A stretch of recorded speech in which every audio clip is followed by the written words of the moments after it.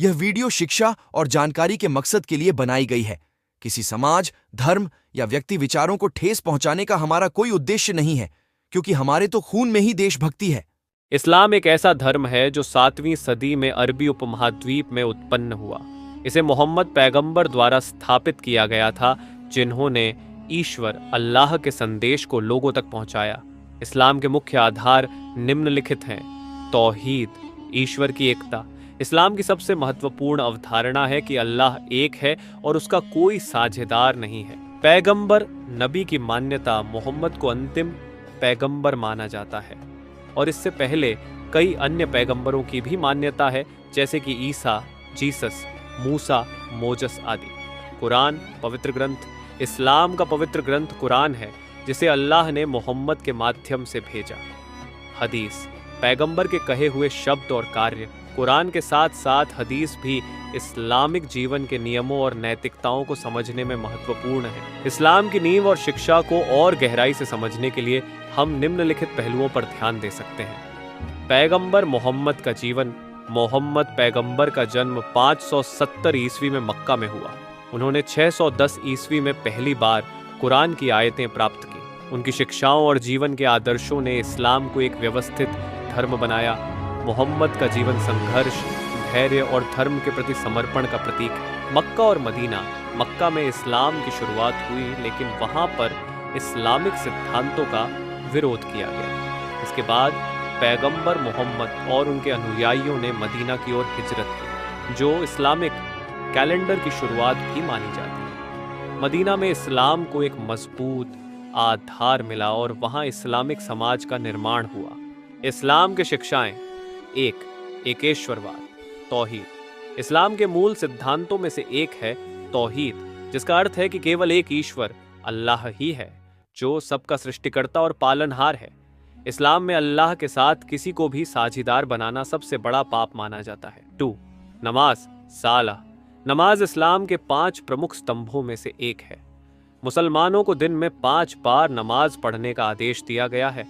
यह अल्लाह से जुड़ने और आध्यात्मिकता की गहराई को अनुभव करने का माध्यम है। रोजा, सावन। रमजान के महीने में रोजा रखना इस्लाम का एक महत्वपूर्ण हिस्सा है। यह आत्म संयम, अनुशासन और दानशीलता सिखाता है। रोजा सिर्फ भूखे रहना नहीं है, बल्कि बुरे विचारों और कर्मों से भी खुद को दूर रखना है। 4. ज़कात, दान। इस्लाम में ज़कात देना अनिवार्य है। यह गरीबों और ज़रूरतमंदों की मदद के लिए अपने धन का एक निश्चित हिस्सा दान करना है। इस्लाम में आर्थिक समानता और सामाजिक न्याय का बड़ा महत्व है। 5. हज यात्रा। हज इस्लाम का 5वां स्तंभ है। हर उस मुसलमान को जो शारीरिक और आर्थिक रूप से सक्षम है, जीवन में कम से कम एक बार मक्का की हज यात्रा करनी चाहिए। यह समर्पण, एकता और विनम्रता का प्रतीक है। 6. दया और सहानुभूति। इस्लाम में दया और सहानुभूति को विशेष महत्व दिया गया है। पैगंबर मोहम्मद ने हमेशा दूसरों के प्रति प्रेम और करुणा का संदेश दिया। दूसरों की मदद करना, उनके दुख में शामिल होना और उन्हें सही मार्ग दिखाना इस्लाम की शिक्षाओं का अहम हिस्सा है। 7. नैतिकता और ईमानदारी। इस्लाम एक नैतिक जीवन जीने पर जोर देता है। झूठ, धोखा, चोरी और अन्य अनैतिक कामों से दूर रहने की शिक्षा दी जाती है। पैगंबर मोहम्मद ने ईमानदारी और सच्चाई को एक मुसलमान की पहचान बताया है। 8. ज्ञान प्राप्ति का महत्व। इस्लाम में ज्ञान का बहुत बड़ा स्थान है। कुरान और हदीस में ज्ञान प्राप्त करने के लिए प्रेरित किया गया है। ज्ञान सिर्फ धार्मिक नहीं, बल्कि वैज्ञानिक, सामाजिक और जीवन से जुड़े हर क्षेत्र में जरूरी है। 9. परिवार और समाज। इस्लाम परिवार और समाज को एक मजबूत इकाई मानता है। माता पिता, बच्चों और रिश्तेदारों के साथ अच्छा व्यवहार करना, उनका सम्मान करना और उनके अधिकारों की रक्षा करना इस्लामिक जीवन शैली का हिस्सा है। 10. अमन और शांति। इस्लाम शांति का धर्म है। इस्लामिक शिक्षाएं समाज में अमन, सद्भाव और भाईचारा स्थापित करने की बात करती हैं। दूसरों के साथ अच्छे संबंध रखना और शांति को बढ़ावा देना मुसलमानों का कर्तव्य है। इस प्रकार इस्लाम की शिक्षाएं एक संतुलित, नैतिक और सामाजिक जीवन जीने का मार्ग दिखाती हैं। यह आत्म विकास और दूसरों की भलाई पर आधारित है। इस्लाम के प्रमुख ग्रंथ। कुरान की तफसीर, व्याख्या। कुरान इस्लाम का मुख्य पवित्र ग्रंथ है, जिसमें अल्लाह के शब्द हैं।